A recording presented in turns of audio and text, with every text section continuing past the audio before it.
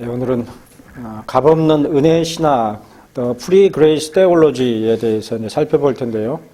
이 값없는 은혜의 신학을 우리가 살펴보는 것은 어떻게 보면 이제 시적절한 그런 맥락에서 살펴보는 겁니다. 우리가 계속 대기름문답을 살펴보는 가운데서 잠깐 브레이크를 걸고 지금 이제 특정한 주제로 특강 형식으로 이제 값없는 은혜의 신학에 대해서 살펴보는데, 이 값없는 은혜의 신학이라는 것이 이제 제가 이제 살펴보는 문제 제기를 하는 것은 그 장로교단 안에 소위 개혁 교회다, 개혁 신학을 추구하는 그러한 진영 안에서 이제 한동안 계속 논쟁이 되고 있는 중요한 그 이슈 가운데 하나가 예수 그리스도의 능동적 순종과 수동적 순종에 대한 이해, 그리고 또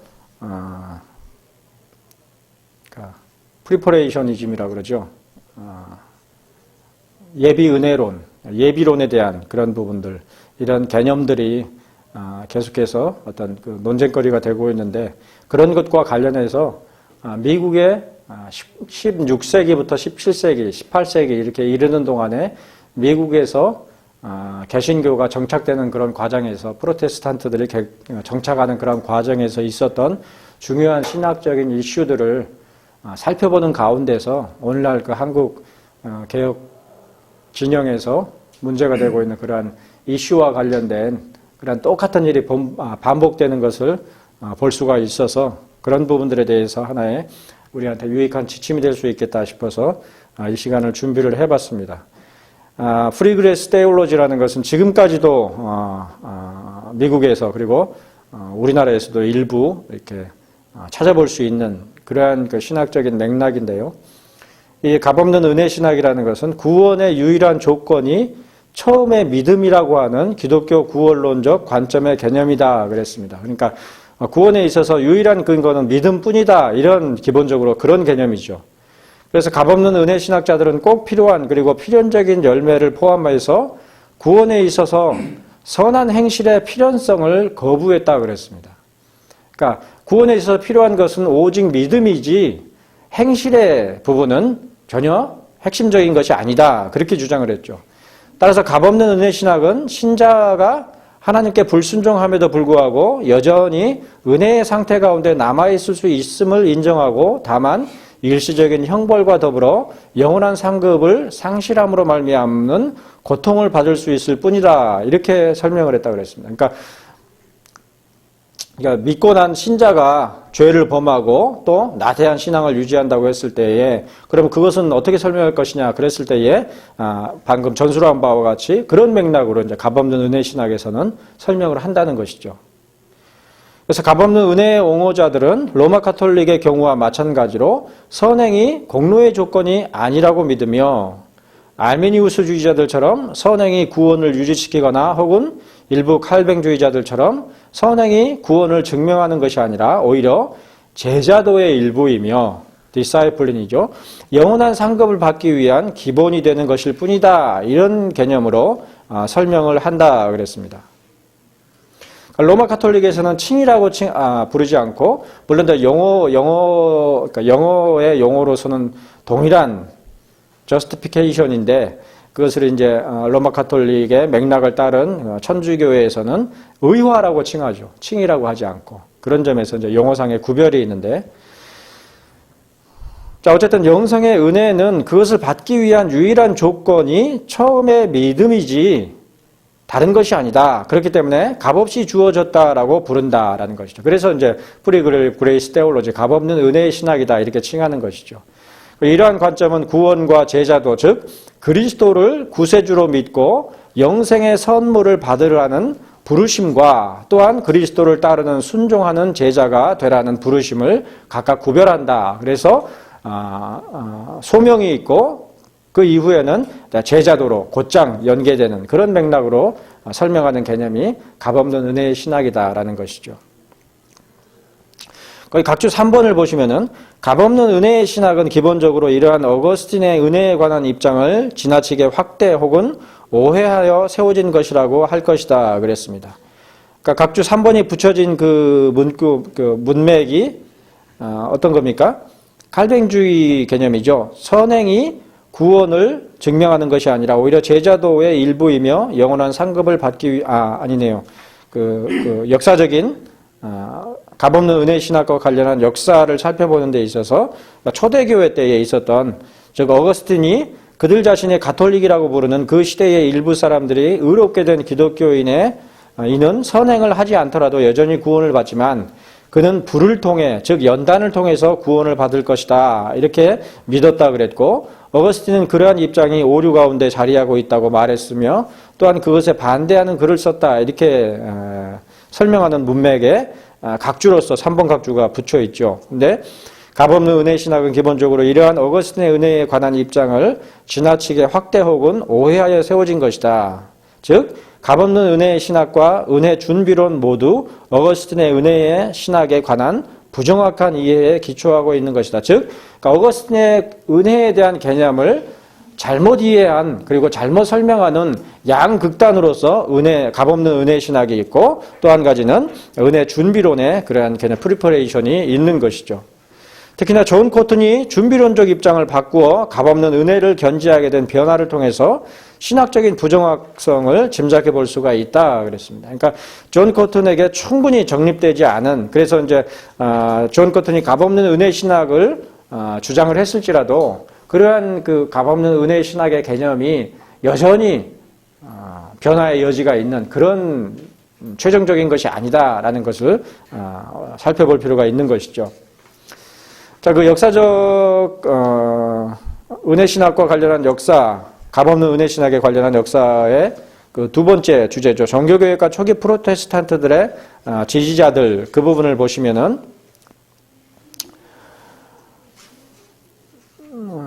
값없는 은혜의 견해에 있어서 종교교육의 옹호자들 가운데에는 요한네스 아그리콜라, 아마 들어보신 분들도 계실 텐데요.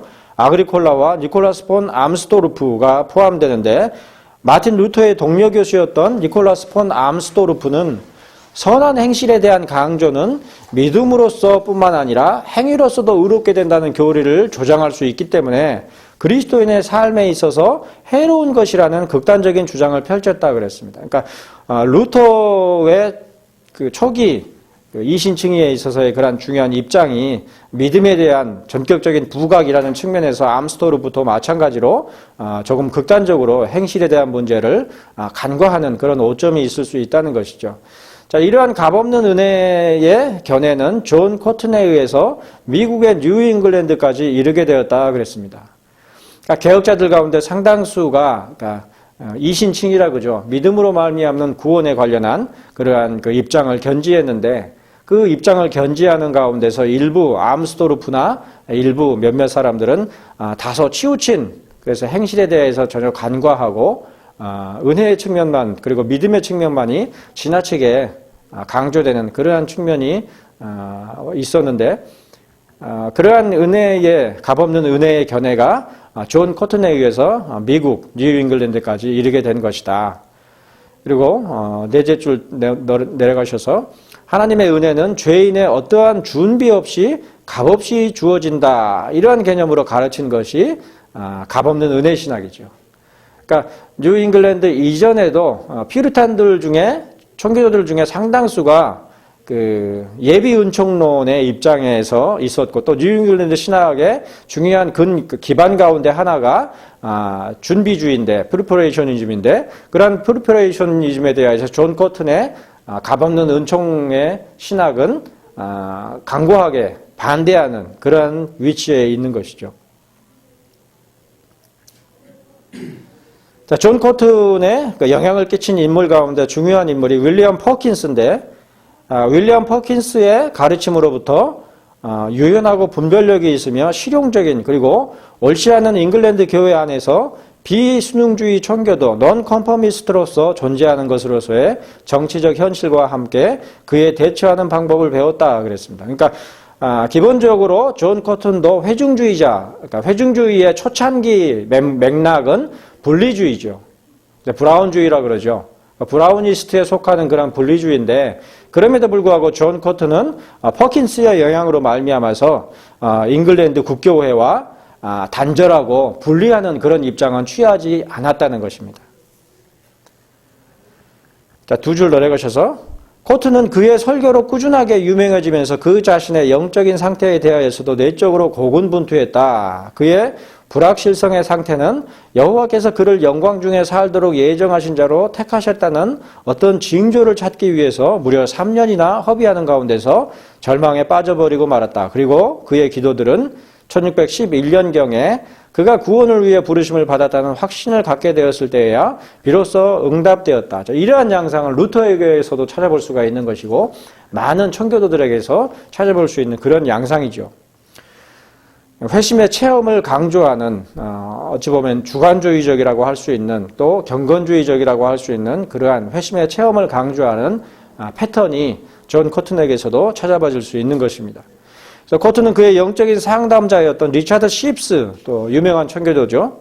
리차드 쉽스의 교리와 설교가 그의 회심에 가장 큰 영향을 끼쳤다고 생각했다. 가장 큰 영향을 끼쳤다고 스스로 판단한 것이죠. 특히 리차드 쉽스의 마음의 종교는 코튼에게 매력적이었으며 그는 그처럼 온화한 구세주의 대사들은 말하는 데 있어서 너무 지나치게 능수능란해서는 안 될 것이라고 기록했다. 일단 회심을 하자 그의 설교 스타일은 이전에 세련된 말투를 좋아했었던 사람들에게는 실망스러웠지만 표현은 더욱 단순해졌다. 그러니까 이 회심의 체험을 강조하고 다소 주관주의적인 또 경건주의적인 그러한 신학에 있어서는 어떤 그 아주 치밀하고 고도의 분별력이 요구되는 그러한 신학적인 체계보다는 직관적이고 감정적인 그런 부분들이 이렇게 좀 많이 고양되는 것을 볼 수가 있는데 그런 패턴이 존 코튼에게서도 동일한 것이죠. 그래서 존 코튼의 설교는 미래의 임마누엘 대학의 학장이자 당대에 가장 영향력 있는 청교도 목사였던 존 프레스톤의 회심을 책임졌다 그랬습니다. 이처럼 퍼킨스에게서 그리고 코튼에게서 그리고 리차드 쉽스 그다음에 존 프레스톤에 이르기까지 이렇게 쭉 연계되어서 회심에 대한 부각되는 양상을 찾아볼 수 있다는 것이죠. 그래서 코튼의 신학이 나중에 바뀌게 되면서 그는 하나님의 구원을 얻기 위한 준비, 이때부터 이제 프리퍼레이션 개념이 본격적으로 설명이 되는데요. 즉 행위를 이전보다 더 중요하게 여기기 시작했으며 또한 반드시 죽을 인간에게 신적인 은혜가 불어넣어진 종교적인 회심의 순간에 있어서의 변화하는 특성을 더욱 강조하게 되었다. 그러니까 우리가 그 프리퍼레이션이라는 용어를 이해하는 것도 중요하고 또 인퓨즈드 이 개념을 정확하게 이해하는 것도 굉장히 중요한데 어찌되든 존 코튼에게 있어서도 그러한 개념들이 이미 정립할 수 있는 계기가 분명하게 있었던 것을 찾아볼 수가 있습니다. 각주 4번 보시면 존 프레스톤은 1611년에 존 코튼의 설교를 듣고 회심을 했다 그랬습니다. 또한 존 프레스톤은 나중에 토머스 구딘, 토머스 세퍼드 다 유명한 잘 알려진 회중주의적인 청교도들이죠. 이러한 분들에게도 영향을 끼쳤는데 이처럼 리차드 쉽스와 존 코튼 그리고 존 프레스톤, 토머스 구딘, 토머스 셰퍼드로 이어지는 청교도적 신학은 언약신학과 더불어서 극적인 회심의 체험을 포함하는 공통성을 지닌다 그랬습니다. 그러니까 전체 청교도는 아니고 특히 이제 뉴 잉글랜드를 중심으로 활약했었던 그러한 청교도들에게서 찾아볼 수 있는 중요한 특성이죠. 자, 다음 페이지로 가시면 두 번째 줄에 그의 신학에 대한 즉 존 코튼의 신학에 대한 다른 영감들로는 사도 바울과 키프리안 주교 그리고 개혁 지도자 자카리아스 우르시누스 그러니까 하이델베르그 교리문답을 작성한 유명한 우르시누스 그리고 칼빙의 직계 수제자라고 할 수 있는 테오도르 베자 그리고 우리에겐 다소 생소하겠지만 프란시스쿠스 유니우스 그다음에 제롬 잔키우스 고백과 문답에서 출판된 영적 결혼이라는 책을 쓴 저자가 바로 제롬 잔키우스죠. 또 피터 마티 버미글리 그리고 요하네스 피스카토르, 마틴 부처, 그 다음에 잉글랜드의 롤 모델은 폴 베인스, 토마스 카트라이트, 유명한 인물이죠. 로렌스 체더턴, 그리고 아서 힐더삼, 윌리엄 아메스, 우리한테는 윌리엄 에임스로 소개됐죠. 윌리엄 아메스, 그 다음에 윌리엄 휘테커, 존 주얼, 그리고 존 위트기프트를 포함한다 그랬습니다. 그러니까 이런 광범위한 그 개혁주의적인 그런 인물들에게서 영향을 받은 자가 존 코튼이라는 것이죠. 그러므로 존 코튼의 신학을 분별하고 이해하는 것이 굉장히 까다로운 것이죠.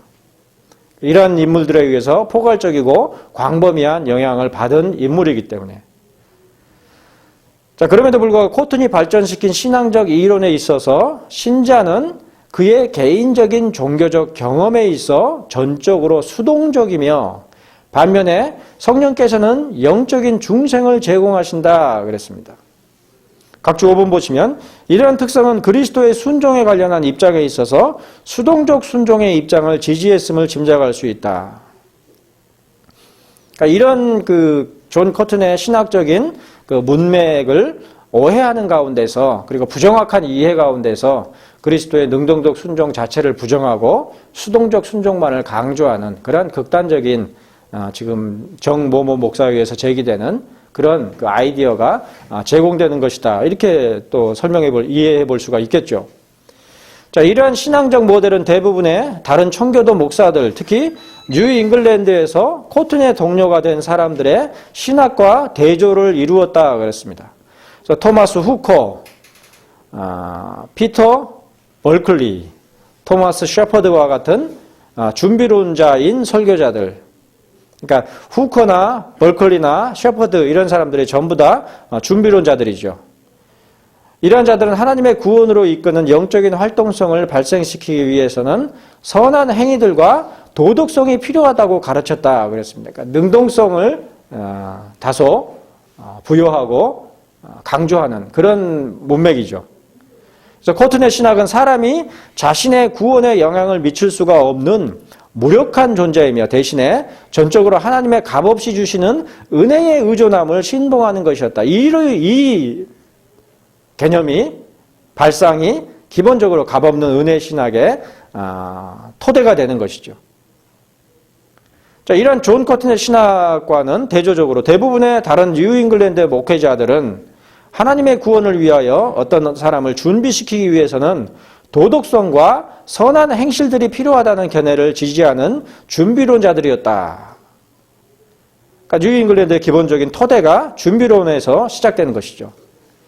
또 앤 허친슨을 포함하여 코튼이 사역한 보스턴 교회의 대부분의 교인들은 그의 신학에 매우 매료되었다. 특히나 앤 허친슨은 코튼의 설교에 관하여 논의하기 위해 매주 60명 이상의 사람들을 자신의 집으로 초대할 만큼 열정이 넘치는 여성이었지만 또한 식민지의 다른 목사들을 비판하기도 했다. 그러니까 이 설명에서 우리가 한 가지 생각해 볼 여지가 있는 것이 웨스트민스터 가정예배 모범을 보면 그 사적인 모임에 대하여서 경계하는 그런 문맥을 볼 수가 있는데 자기 가정을 함부로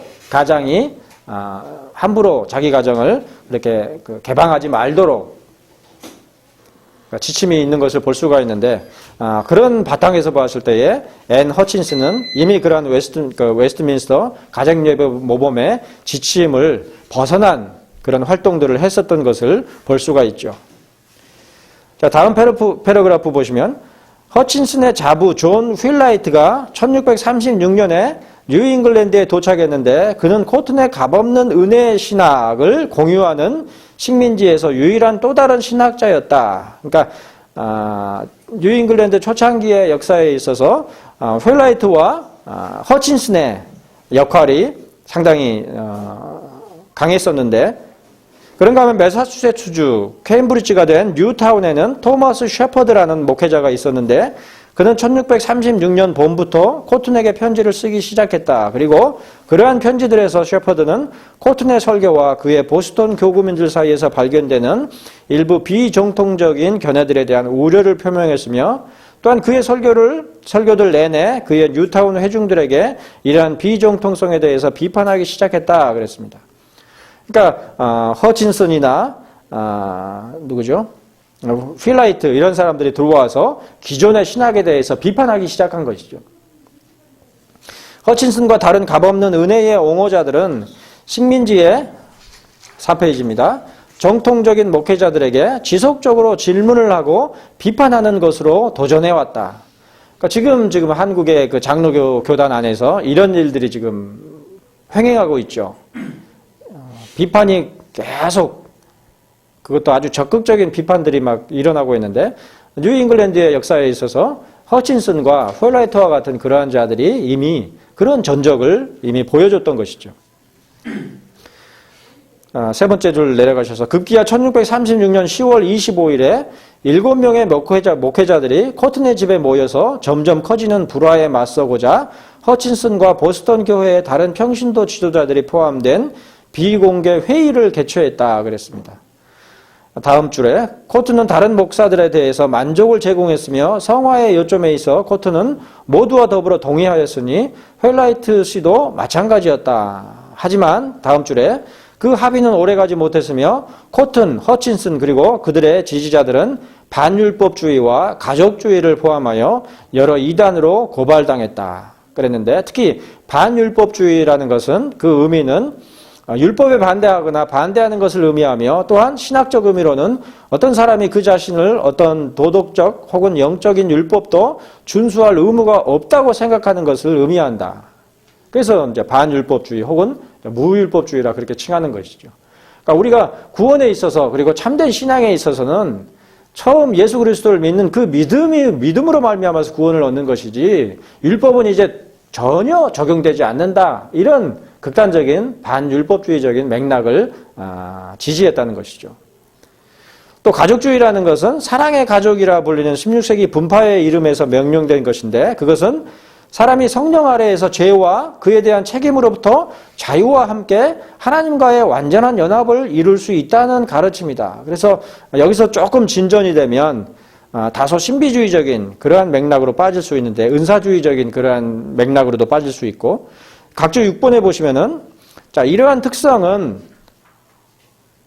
오늘날 로마 카톨릭의 트레스테아스를 흉내낸 사랑의 동산, 데콜로레스라 그러죠. 알파 프로그램에서 사용하는 데콜로레스, 한국말로는 사랑의 동산, 그것이 성령주의 프로그램들인데, 그러한 프로그램들의 그 아이디어가 사실은 이미 사랑의 가족이라고 하는 16세기 분파, 가족주의 개념에서 이미 있었던 일이죠.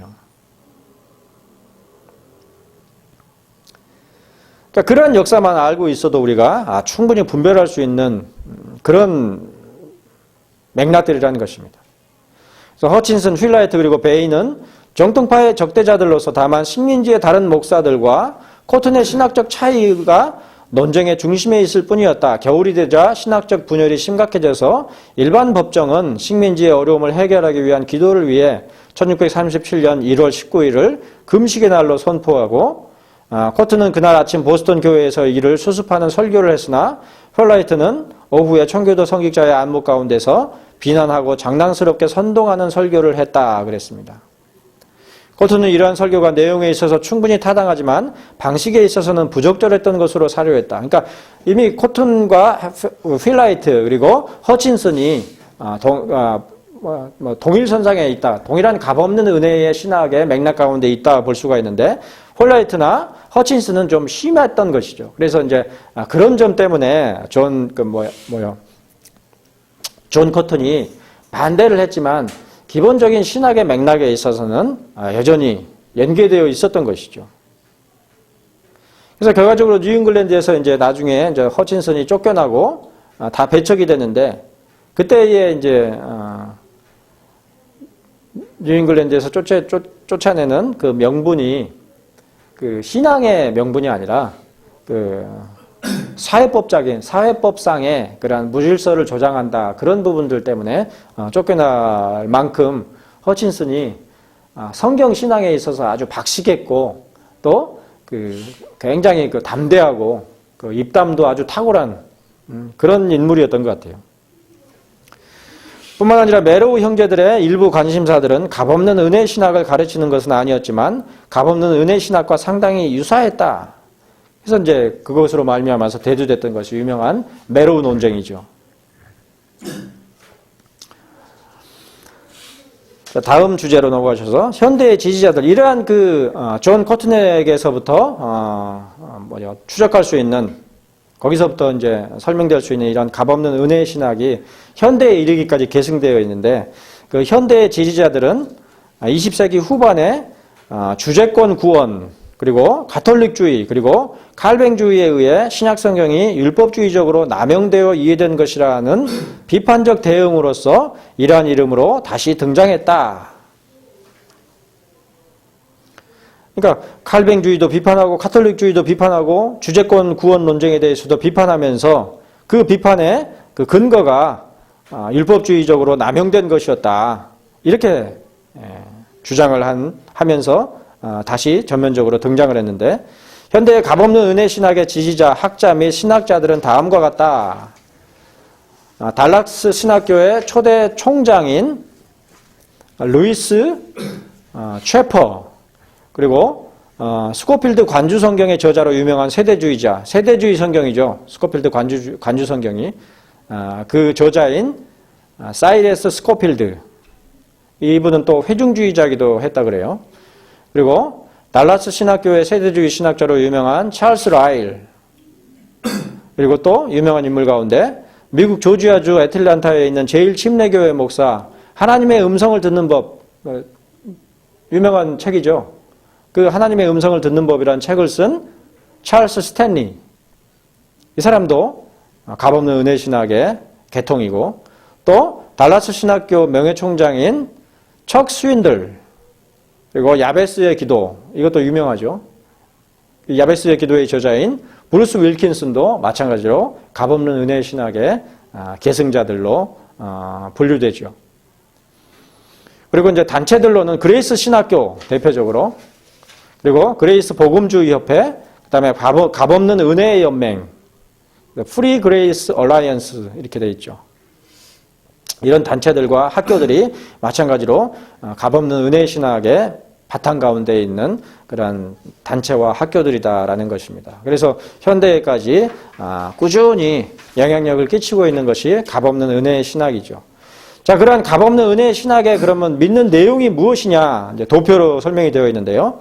핵심적인 몇 가지 요지들만 도표로 보시면은, 먼저 믿음에 있어서는 오직 믿음의 입장입니다. 종교개혁의 기본적인 입장과 말 자체로는 비슷하죠. 그런데 오직 믿음의 세부적인 내용은 하나님께서는 사람이 믿음에 수반하는 행위들 이전 혹은 이후에 상관이 없이 그리스도를 믿음으로 의롭다고 선언하신다. 이 믿음으로 의롭다는 것은 정가된 의죠.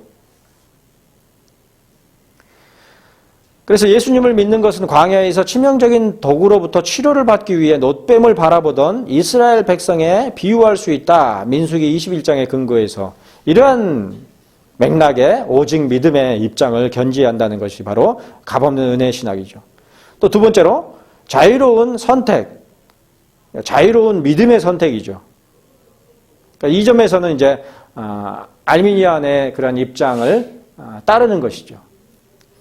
그래서 의롭게 하는 믿음이라는 것은 거부할 수 없는 하나님의 선물인 것이 아니라 하나님의 사랑에 대한 인간의 반응이다. 이렇게 설명하죠. 그래서 인류는 하나님께서 사랑스럽게 간청하시고 초대할 때에 믿거나 불신할 수 있는 자유의지를 간직하고 있다. 성결케 하는 믿음에는 또한 선택이 포함된다. 그러니까 존 커튼에 의해서 초창기의 값없는 은혜 신학이 개념이 성립될 때는 이렇게 그 인간의 자유의지에 대한 그 강조, 부각이 있지는 않았는데, 나중에 이제 계승된 현대의 값없는 신학, 은혜 신학에서는 이러한 맥락으로까지 치우쳐버린 것이죠. 그리고 성결케 하는 믿음에는 또한 선택이 포함된다 그랬습니다. 사람은 순종할지 혹은 순종하지 않을지를 스스로 선택할 수가 있으며, 또한 그 결과 성화와 상급 그리고 더럽힘과 형벌은 그들의 선택에 따른 것이다. 이렇게 이해하죠. 그래서 뿌린 대로 거둔다고 하는 원리는 모든 인류에게 적용되는데, 왜냐하면 모든 인간에게는 하나님께서 주신 선택할 수 있는 은사를 주셨기 때문이다. 그러니까 자유의지라고 말하지 않고 선택할 수 있는 은사를 주셨기 때문이다. 이렇게 설명하죠. 자, 그런가 하면 관계성은 친밀함과 다르다. 릴레이션십은 인티머시와 다르다. 이렇게 이해를 하는데, 아버지이신 하나님과 자녀인 신자와의 영원한 관계는 오직 믿음으로 시작된다. 그러니까 이 믿음이라는 것은 어떤 믿음입니까? 선택에 따른 믿음이죠. 그래서 누군가 믿을 때에 거듭남이 있고 또한 이 영적인 탄생은 되돌릴 수가 없다. 하지만 가족의 유대가 교제를 보장하는 것은 아니며 하나님과의 친밀함에는 순종을 요구한다. 그러니까 여기서 이제 자발성이 자원하는 그러한 그 마음이 유도되는 되는 것이다 볼 수가 있겠죠. 또 네 번째 중요한 그 믿음의 내용은 칭의는 성화와는 다르다 이렇게 구별해서 하나님 앞에서의 칭의는 오직 믿음으로만 주어지는 값없고 무조건적인 선물이며 다만 성화는 하나님께 대한 순종이 요구된다. 이런 개념에서 이제 칭의와 성화를 구별하고 있죠.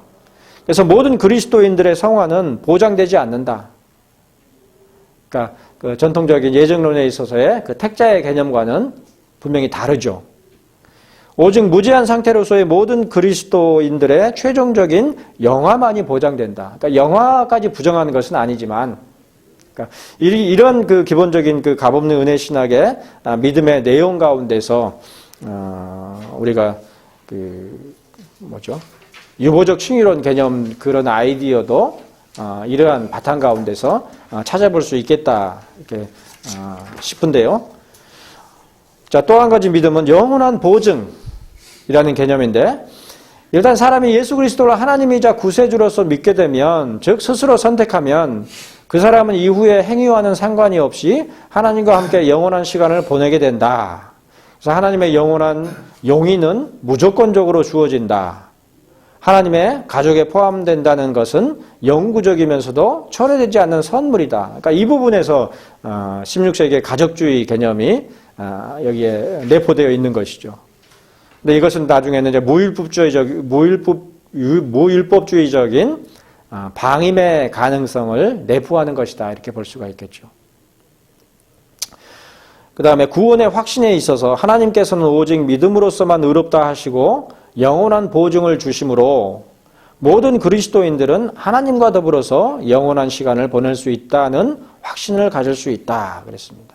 모든 그리스도인들이라고 했죠. 자, 보상과 권징에 대하여서는 모든 그리스도인들은 그들의 행위와 그리스도의 성품에 대한 순응의 정도 또는 부족함에 따라 그리스도의 심판을 받게 될 것이다. 이곳을 그리스도의 심판대 또는 배마자, 그러니까 배마자가 뭐냐면 각주 7번에 보시면은 배마라는 것은 지송소를 가리키며 배마 시트, 그러니까 이게 배마자죠. 배마 시트 좌.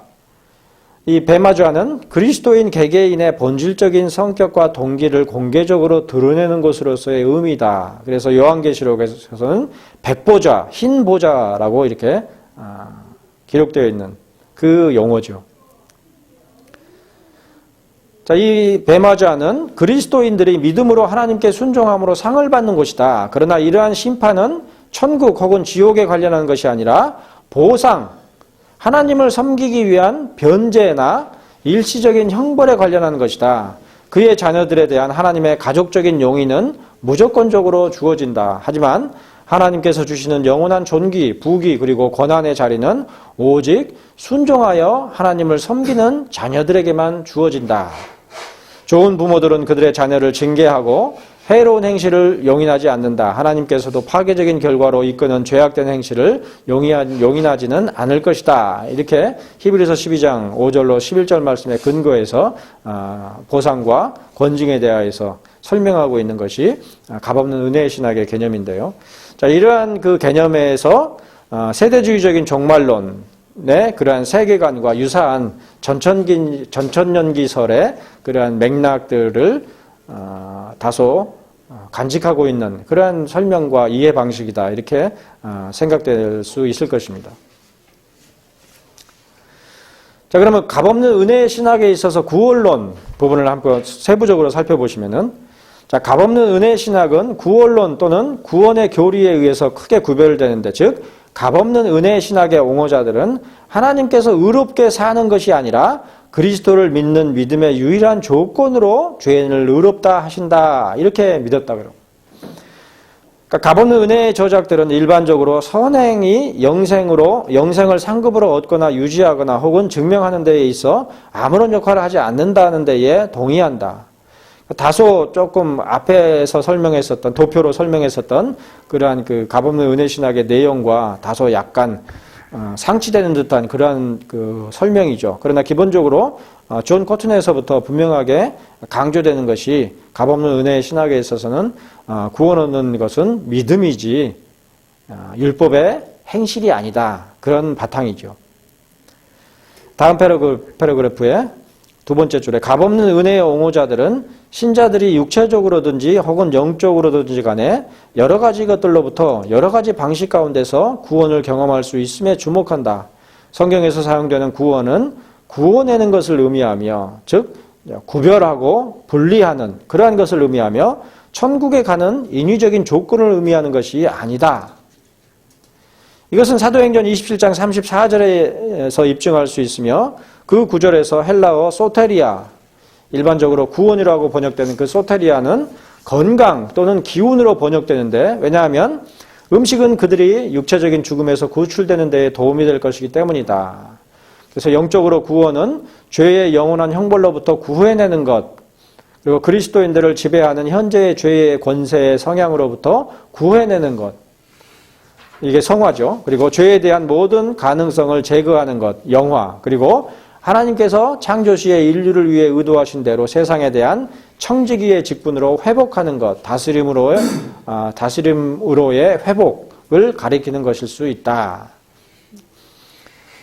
결정적으로 값없는 은혜의 교리에서는 성도의 견인, 퍼저버런스라는 개혁주의 교리와는 반대로 때때로 죄인의 보존이라고 부르며 행위가 칭의 이후의 요구사항 또한 아니라는 것을 강력하게 견지한다 그랬습니다. 율법의 실천, 행위에 대한 강한 부정이죠. 그러니까 지금 정모모 목사에 의해서 그리스도의 능동적 순종이 부정되는 맥락도 이런 기본적인 바탕인 것을 볼 수가 있죠. 율법에 대해서 강하게 부정하고 언약신학에 있어서도 행위 언약에 대해서 강력하게 부정하고, 존 코튼도 마찬가지로 행위 언약에 대해서 부정하는 입장이거든요. 자, 두 번째 주제인 확신에 대한 입장을 보시면 값없는 은혜의 신학의 독특한 측면 가운데 다른 하나는 확신에 대한 입장인데, 모든 값없는 은혜의 옹호자들은 하나님과 더불어서 영원히 살아가리라는 확신이 그 사람의 행위나 그에 따른 성화의 진전이 아니라 오직 예수 그리스도를 믿음으로 말미암은 성경의 약속에 근거하는 데에 동의한다. 그러니까 행실이나 율법에 관련해서는 철저히 부정하는 것이죠. 자, 다음 두 번째 줄에 값없는 은혜의 가르침은 사람이 하나님의 영원한 구원을 맞바꾸기 위하여 훈련된 행동이나 선행을 약속할 필요가 없다고 가르친다. 그래서 이제 프리퍼레이셔니즘을 강력히 부정하는 것이죠. 준비론을 반대하는 것이죠. 따라서 사람은 죄를 짓고 잠재적인 실패로 인하여서 구원을 잃어버릴 수가 없으며, 또한 그러한 확신은 성경에 근거하는 것이지 자신의 행위에 대한 성찰에 근거한 것이 아니다. 하나님께서는 그리스도의 완전하심을 통하여 사람들을 의롭다고 선언하신다. 완전을 향한 인간의 자그마한 진보는 그리스도의 완전에 비교하면 극미할 뿐이다. 따라서 완전을 향한 자신의 진보를 다른 사람의 진보와 비교하는 것은 지혜롭지 못한 것으로 간주된다. 확신은 신자들에게 값없이 주신 바 그리스도의 완전하심, 즉 전가된 의로움에 근거하며, 또한 거룩함의 점진적 단계들에 근거하는 것이 아니다. 이게 이제 은혜 준비론, 값없는 은혜 신학의 이해죠.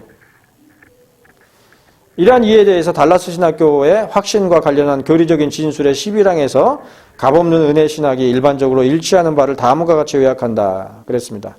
그 인용구를 보시면, 우리는 일부 사람들만이 아니라 성경에 게시된 대로 그리스도를 믿음을 통해서 성령으로 거듭난 모든 사람들이 그분을 구주로 영접한 바로 그날부터 그들의 구원을 확신하는 것이 바로 신자의 특권이라 믿으며, 이러한 확신은 그들 자신의 합당함이나 적합함에 대한 공상적인 발견에 기초한 것이 아니라 다만 전적으로 하나님의 기록된 말씀에 있는 하나님의 증거에 근거하여 그의 자녀들에게 자녀다운 사랑과 감사와 순종을 불러일으킨다고 믿습니다. 이렇게 요약되어 있는데요. 한마디로 구원 얻는 신앙이라는 것은 율법의 행위가 아니라 철저히 믿음에만 근거한다. 그리고 그 믿음은 예수 그리스도를 믿는 믿음이다. 이렇게 요약하는 것이죠. 제인 C. 하치가 제안하고 그레이스 복음주의 협회에서 받아들인 새로운 견해는 확신이 구원받는 믿음의 본질이라는 것이다. 그러니까 처음 설명했었던 그 회심의 강조 맥락과 유사하죠. 예수 자신의 제시한 구원의 제안을 신중하게 고려해보면 그러한 제안에 확신이 내재되어 있음을 알 수 있다. 이러한 견해는 믿음이 의미상으로 볼 때에 예수께서 약속하신 것이 참되다고 하는 확신이라고 주장하는 것이다. 그러니까 그 값없는 은혜 신학에 있어서 확신이라는 것은 무엇이냐 그랬을 때에 예수 그리스도의 약속에 대한 확신인 것이죠. 만일에 어떤 사람이 자신이 결코 잃어버릴 수 없는 영생을 가지고 있다는 것을 확신하지 못했다고 한다면 아직 성경적인 의미에서 그리스도를 믿지 않은 것이다. 이렇게 이제 값없는 은혜 신학에서 설명을 하죠. 그러니까 간단하게 얘기해서 아직 믿음 없는 것이다. 이렇게 치부해 버리는 것이죠. 그러나 우리가 치매에 걸렸거나 아니면 신경쇠약에 걸려서 아니면 어떤 정신적인 어떤 문제로 신자라 할지라도 때로 확신을 상실할 수 있죠. 심지어 목사들도 어떤 정신적인 병력이나 어떤 스트레스나 어떤 극단적인 요인 때문에 이렇게 확신을 갖지 못하고 흔들릴 때가 있단 말이에요. 그러면 이제 값없는 은혜 신학에서는 그것은 아직 당신이 그리스도를 믿지 못하기 때문이다. 이렇게 이제 치부되어 버리는 것이죠. 그래서 값없는 은혜의 옹호자들 대다수는 이러한 견해를 거부하는데, 왜냐하면 이러한 견해는 예수 그리스도의 인격과 사역에서가 아니라 칭의를 위한 영원한 보증 안에서의 믿음을 요구하는 것이기 때문이다. 이렇게 이제 설명함으로써 이러한 아까 설명했었던 그러한 오류를 극복하려고 하는 개념이 이제 값없는 은혜의 개념인 것이죠. 또 회개의 교리에 있어서 값없는 은혜 신학은 사이러스 잉거슨 스코필드 관주성경을 쓴 저자라 그랬죠. 이 스코필드와 더불어서 극단적인 보수주의적 세대주의 신학자로 활동한 해리 아이언사이드와 달라스 신학교의 초대 총장이자 값없는 은혜 신학의 선구자였던 루이스 스페리 샤퍼, 이러한 사람들은 무엇보다도 사람의 마음을 바꾸다라는 의미의 그리스어 메타노이아의 근본적인 의미를 다시 생각해 보았다. 영원한 구원에 관한 성경적인 구절들 안에서 종종 회개의 대상을 단순히 예수 그리스도로 여겨서 회개를 그리스도를 믿는 믿음과 동일시했다 그랬습니다.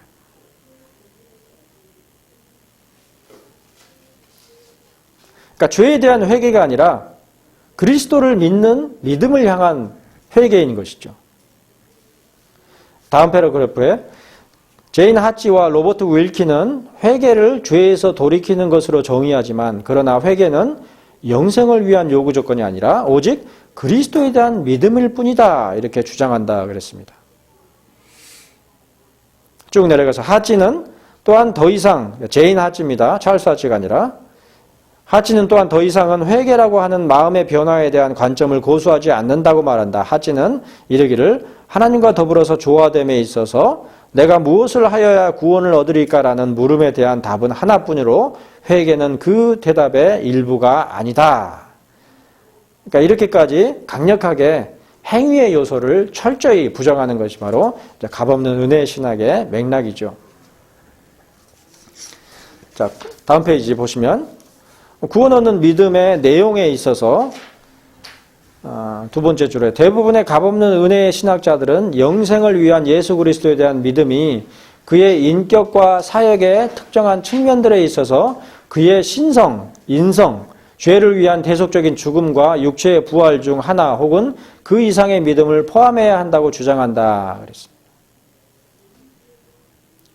또 다음 패러그래프에 하치와 그레이스 복음주의 협회의 더욱 최근의 견해는 영원한 생명을 위하여 그리스도의 신성에 대한 믿음을 요구하는 것을 신학적인 율법주의라 여기는데, 죄를 위한 죽음 그리고 육체의 부활은 단순히 영생을 위하여서 예수를 믿으라는 최소한의 구원하는 메시지가 요구하는 바를 넘어서는 것이기 때문이다. 이렇게 설명하고 있습니다.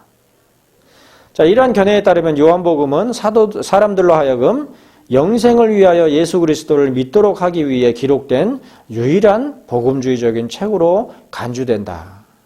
칭의를 위한 영원한 보증에 대한 믿음의 요구 조건들에 대한 직접적인 성경적 증거는 제시되지 않았지만 값없는 은혜의 지지자들은 첫 번째로 영원한 생명과 영원한 보증은 동일한 것으로 이해하고 또한 그리스도라는 조건은 믿는 자에게 영원한 구원을 보장하시는 유일하신 분을 의미한다고 주장했다 그랬습니다.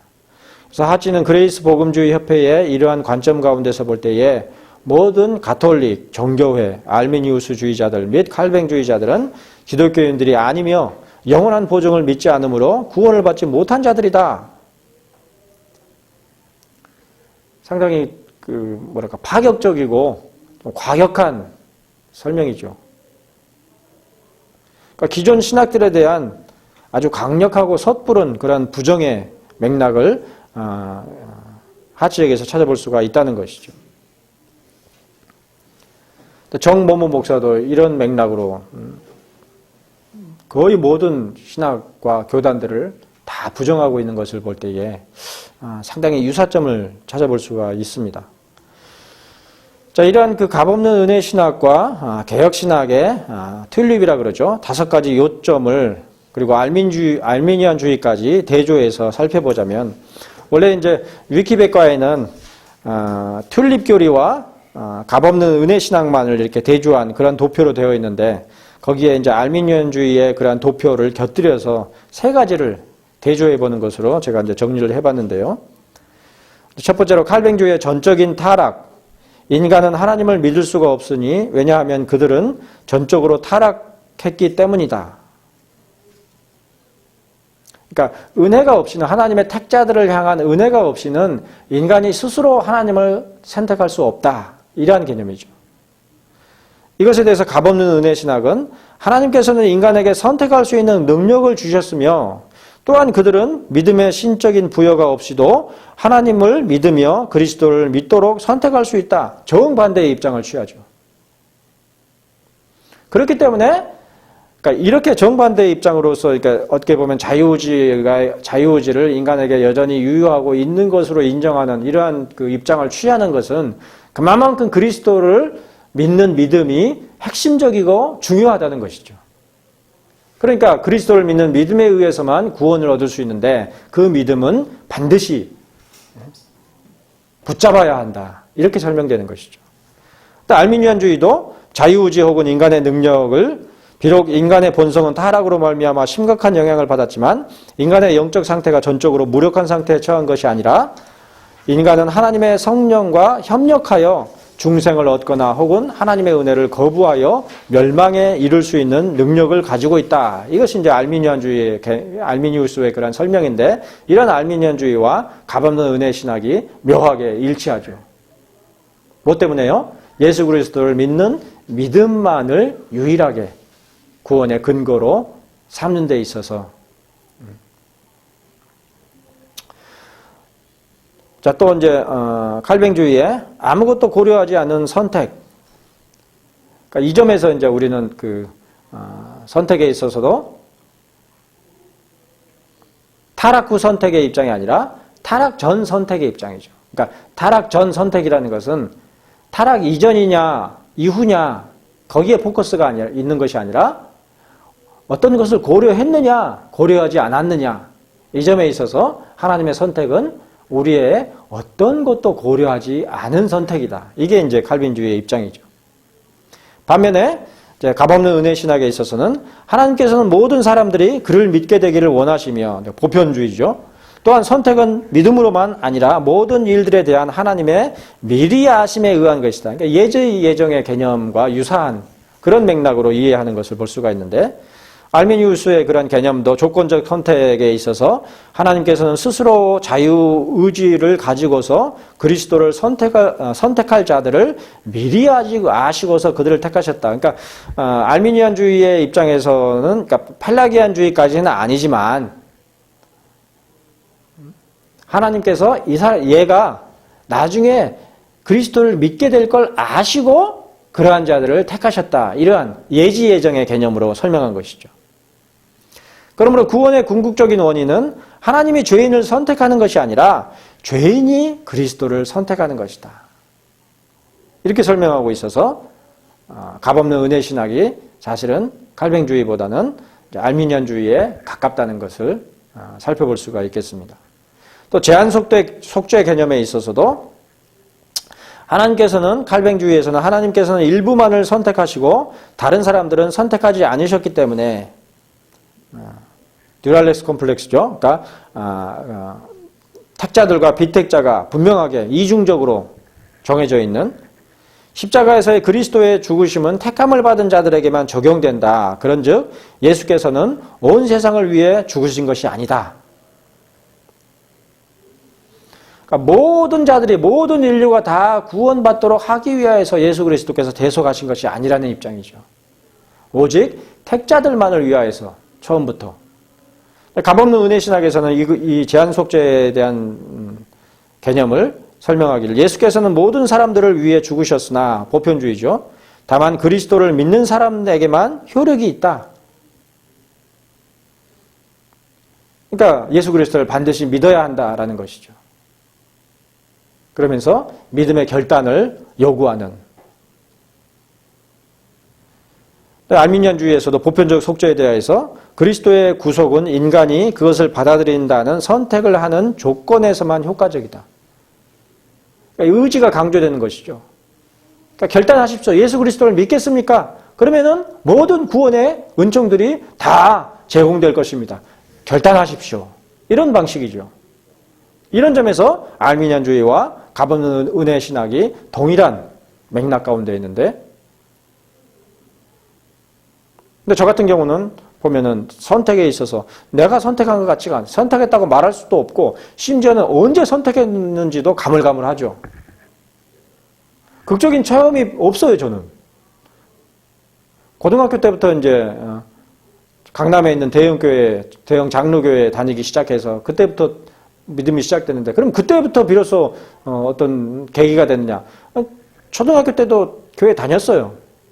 근데 아무 어떤 개념도 없이 다녔죠. 언제 회심의 경험을 언제 했느냐 그러면 말할 수가 없어요. 그러나 분명한 것은 이러한 모든 그 칼뱅주의의 교리에 대해서 전적으로 수긍하고 받아들인다는 것이죠. 자, 또 이제 칼뱅주의의 개념 가운데 중요한 개념인 불가항력적 은혜. 인간은 완전히 타락했기 때문에 하나님께서는 선택된 자들이 믿도록 전적으로 주도하시는 방식으로서 그분의 은혜를 부과하셔야만 한다. 그러니까 우리는 부패했기 때문에 하나님을 알려고도 안 하고 스스로 하나님을 택할 수 있는 능력이 없단 말이에요. 그러니까 하나님께서 불가항력적으로 그 은혜를 베푸셔야 비로소 우리가 하나님의 은총에 나아갈 수 있게 되는 그러한 개념으로 설명하는 것이 칼빈주의죠. 이에 대해서 값없는 은혜 신학에서는 하나님의 은총은 인간에 의해 거절될 수 있으나 불가항력적이지 않고 가항력적이라는 것이죠. 또한 신적인 강제함이 없이 인간에 의해 받아들여지기도 한다. 알미니안주의에 가깝죠. 실제로 알미니안주의에서는 성령을 실제적으로 거부할 수 있다. 성령의 역사가 있어도 주 예수 그리스도께서 문 밖에 서서 두드리셔도 그 문을 여는 것은 우리 자신의 의지요, 우리 자신의 결행에 있는 것이다. 이렇게 이해하죠. 인간의 자유의지는 그리스도의 구속사역을 적용함에 있어서 성령을 제한할 수가 있다. 성령을 거스를 수 있다는 것이죠. 죄인이 응답하기 전에는 성령께서도 생명을 주실 수 없는 것이다. 따라서 하나님의 은혜라도 거부될 수 있다. 받지 않는다면.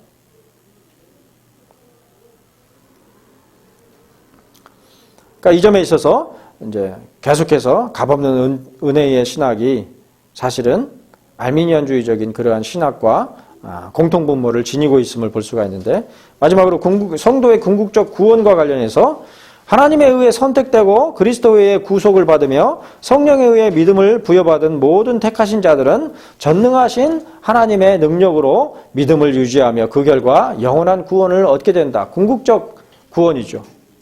그것이 이제 성도의 궁극적 구원의 개념인데, 칼빈주의의 퍼저버런스죠.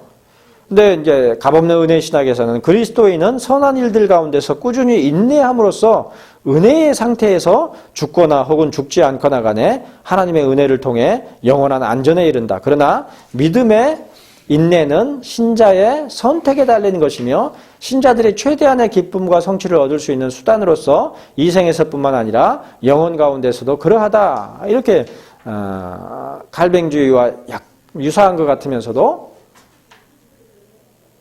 유사하지 않은 그런 특성을 보이는데, 그 특성은 알미니안주의와 가깝다는 것을 알 수가 있는데, 알미니안주의에서의 은혜로부터의 타락의 가능함의 설명을 보면 믿음 가운데서 참으로 구원을 얻는 자들이라 할지라도 믿음과 그 이외의 것들을 그 스스로 지키는 데 실패하면 그들의 구원이 상실될 수 있다. 이렇게 설명을 하는, 이러한 그 알미니안주의와 칼빈주의의 두 가지를 다 합쳐놓은 그런 입장이 값없는 은혜 신학에서의 개념인 것을 도표상으로 확인할 수가 있겠습니다.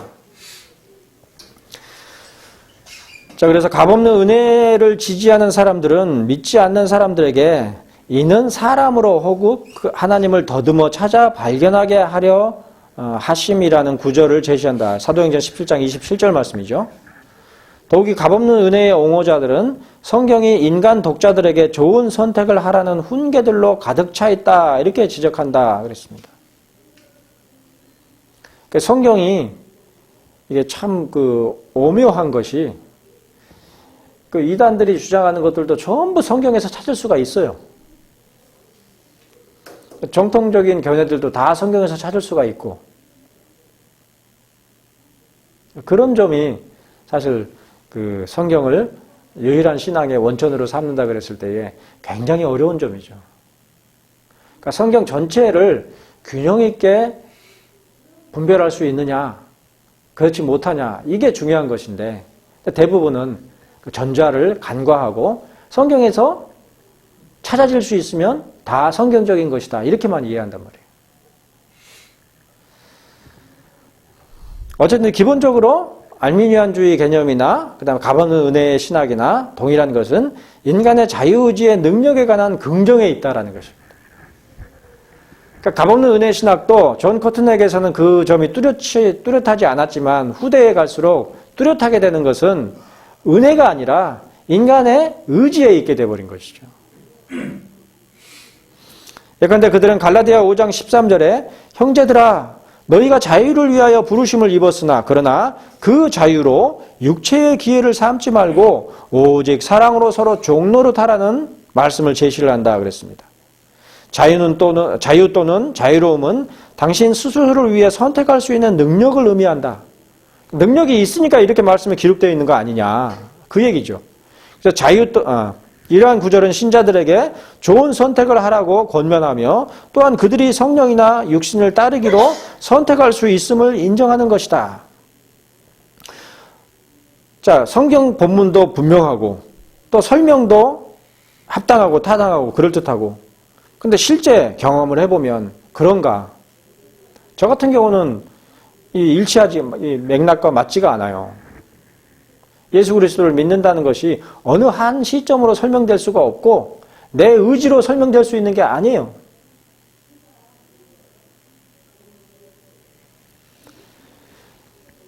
자, 이러한 본문의 균형은 육신, 인간의 정욕이나 성령을 우선시함과 결과에 대해서 말하고 있는 것인데, 값없는 은혜 신학의 신봉자들은 모든 신자들이 내주하시는 성령님을 통해 죄를 극복할 수 있는 능력을 가지고 있지만, 그러나 그 능력을 사용할지의 여부를 선택해야 계속해서 인간의 의지를 강조하는 것이죠. 그러니까 은혜가 있고 은혜가 예비되어 있다고 해도 그것을 사용하느냐 사용하지 않느냐는 인간 자신의 의지와 결단에 있다. 이런 방식으로 설명되고 있는 것이 값없는 은혜 신학의 기본적인 패턴이라는 것입니다. 그래서 값없는 은혜의 신학자들은 어거스틴 이전에 있었던 그의 전통적인 기독교 교리에서 벗어나 아우구스티누스적, 어거스틴적 칼뱅주의를 형성하는 실수를 저질렀으며 그리고 이것이 다시 칼뱅에 영향을 미쳤다 이렇게 과감하게 비판하는 것을 볼 수가 있다 그랬는데 정모모 씨도 이렇게 과감하게 비판하죠. 또 값없는 은혜 신학은 이러한 각 교리들이 성경의 가르침들과 마찬가지로 어거스틴 이전의 초기 교부들의 가르침에 반하는 것이라고 하여 반대한다. 근데 아이러니한 것은 이런 값없는 은혜의 신학의 바탕을 두고 있는 것 같은 그러한 한쪽 입장을 지지하는 전적으로 그리스도를 믿는 믿음만을 강조하는 그런 극단에서도 어거스틴까지 그 근거를 소급하고 또 반대로 회심 준비론과 같은 그러한 입장을 지지하는 그러한 그 견해에서도 마찬가지로 어거스틴까지 그 이론을 소급하는 것을 볼 수가 있다는 데에서 참 그 두 설명을 잘 분별하기가 쉽지가 않죠. 자, 이제 끝부분 보시면 이에 대한 반대, 이러한 값없는 은혜의 신학에 대한 반대가 있는데 값없는 은혜의 문제는 네 가지 주요 분쟁을 촉발시켰다. 첫째로 16세기 프로테스탄트 종교개혁에 있어서의 과반 논쟁, 메이저리스틱 논쟁이라 그러죠. 각주 11번에 보시면은 라이프치히의 과도기 동안에 비텐베르크에 있는 필리피스트 진영의 조지 메이저와 요새도시 막데부르크에 있는 그네시오 루터파 사이에 논쟁이 벌어졌는데 그 논쟁에서 과반은 오직 믿음으로 말미암는 칭의를 가르쳤지만 또한 구원을 위해서는 선행이 필요하다고 분명하게 선언을 했다. 이러한 그 개념이 과반 논쟁의 기본적인 그 역사인데 17세기 또 무율법주의 논쟁, 이게 이제 대표적인 이 무율법주의 논쟁이 바로 허친슨과 관련된 뉴 잉글랜드에서의 그러한 논쟁이죠.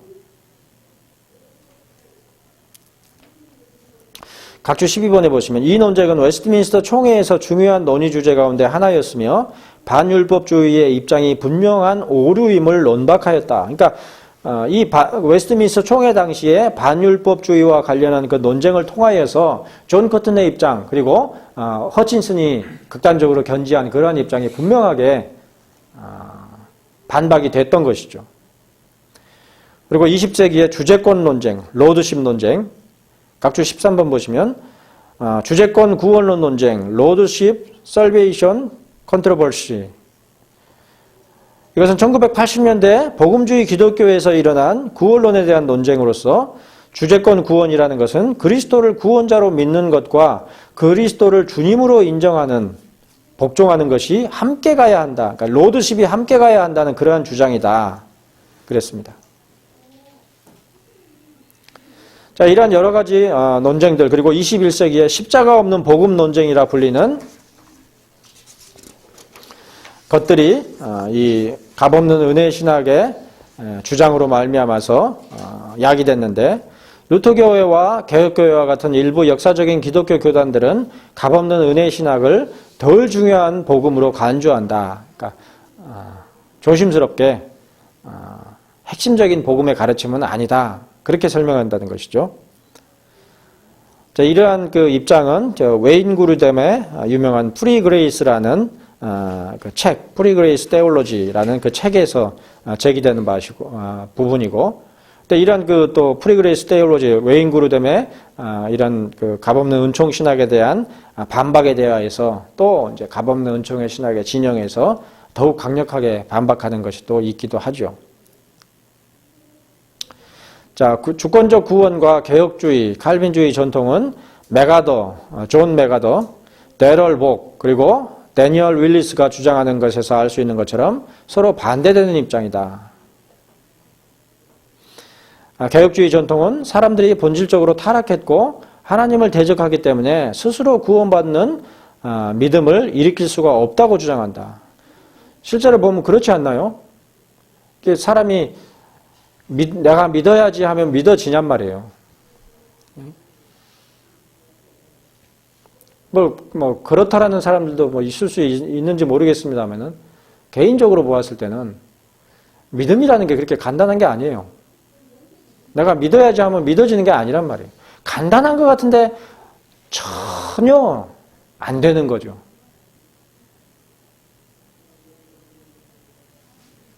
그렇게 간단한 것 같으면 다 믿었겠죠. 자, 그들은 하나님의 은혜가 죄인으로 하여금 그의 타락한 의지를 극복할 수 있도록 하며 그에게 예수 안에서의 구원하는 믿음을 제공한다고 믿는다. 자, 각종 14번 보시면 그러나 이러한 은혜의 성격과 관련하여 사무엘 루더포드는 죄를 슬퍼하는 것, 회심하기 이전에 우리 자신에 대해 창피하게 여기는 것은 회심의 형식적인 부분이 될 수 없으며 새로운 피조물의 본질적인 본줄기들 일부분 혹은 정도가 될 수 없고 새로운 건물의 돌 혹은 핀만큼도 될 수가 없다.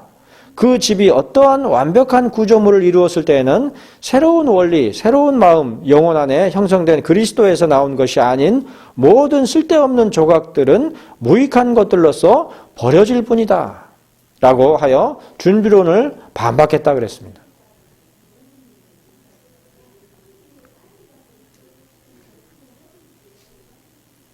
자, 중점을 두어야 할 것은 외적이거나 내적인 도덕적 수행으로 자신의 믿음의 타당성을 증명하는 데 있다. 존 맥카터의 설명이죠. 웨인 그루뎀은 값없는 은혜 신학을 반박하고 개혁주의 신학의 핵심 교리를 옹호하려는 목적으로 책을 썼는데 그게 이제 아까 언급한 프리그레이스 테올로지라는 책인데 그러나 그루뎀의 책이 출간된 직후에 피닉스 대학의 이전 동료인 프레드 체이가 편집한 값없는 은혜 신학의 방어라는 책을 통해서 논박되었다 그랬습니다.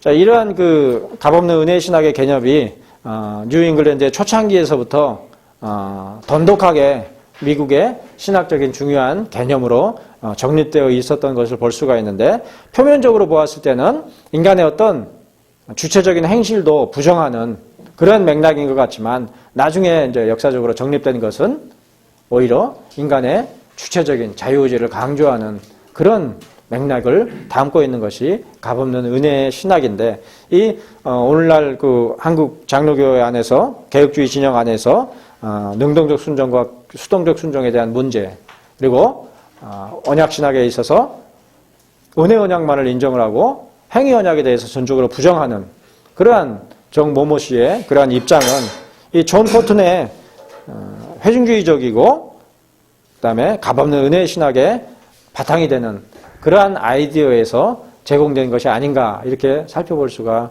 있겠습니다. 자, 강의안은 여기까지 준비가 되어 있고요. 혹시 이렇게 강의안을 읽으시면서 의문점들이 있으시면 질문을 좀 받도록 하겠습니다.